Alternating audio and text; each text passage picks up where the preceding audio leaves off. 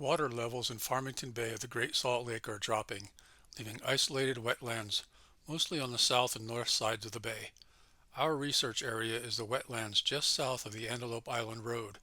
These sheetflow wetlands are predominantly watered by the North Davis Sewer District outflow waters, without which most of the wetland would disappear. Winter on the Great Salt Lake wetlands can get pretty cold and last a good long time. Most shorebirds and waterfowl fly south for the winter because of lack of food resources necessary to maintain their body weight. The first water birds to arrive in the wetlands in large numbers after ice-off are the Utah's officially designated state bird, the California gull, Larus californicus. They spend the winter months in the surrounding area and do not migrate south like most of the shorebirds and waterfowl that call these wetlands home. Soon after the ice goes off, between 600 and 900 or so gulls arrive in anticipation of joining in on the Seagull shuffle.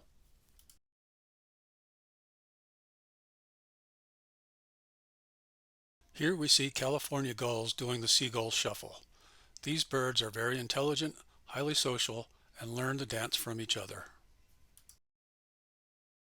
Notice many of the gulls standing in one place and shuffling their feet, the first steps of the Seagull shuffle. Water depth regulates when and where the gulls can do the shuffle. Too shallow and they won't find what they are looking for. Too deep and the gulls can't reach their feet to the bottom to do the shuffle. Not too shallow, not too deep, just right. Ice cover also stops the shuffle.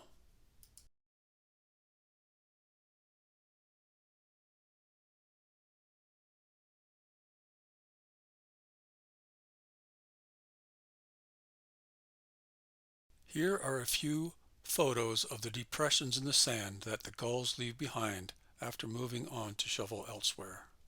Most of the shallow ice-free parts of the wetlands are filled with shuffle craters. Just why are the gulls shuffling their feet in place?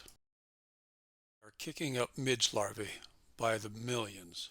Large, red, wriggling chironomids are easy pickings for the gulls.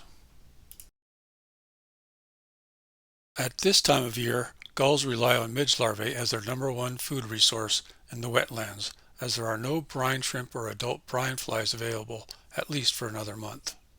Even after relentless feeding by gulls, there are still more than 4,000 larvae per square meter and more than 3 milligrams per square meter dry biomass in these highly productive wetlands. Midges, especially the larvae, are the keystone species of these wetlands. Without these ecosystem engineers, the entire wetland food web would collapse. The wetlands would not be able to function properly, including their vital role of improving water quality.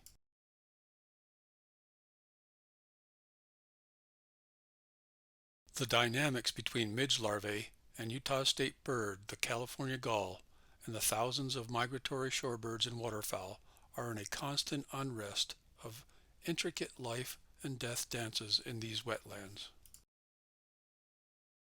So let's give a big round of applause for the midges of Great Salt Lake wetlands.